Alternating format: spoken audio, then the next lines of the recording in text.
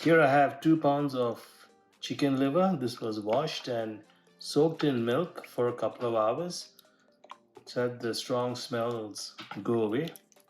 Apart from that, we'll be adding a bunch of spices, frying them so it should come out really good. So the first thing that we'll be adding is turmeric, a little bit of chili powder, garam masala. We'll add some kasuri methi or fenugreek leaf. Let's give this a good mix. Let's add some ginger garlic paste. Let's add some chicken curry masala. Since this is a chicken liver, let it smell like a chicken.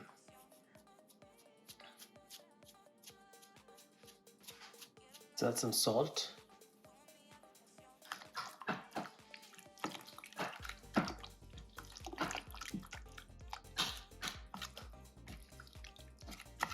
Let's set this aside for about 2 hours so that all the spices get absorbed.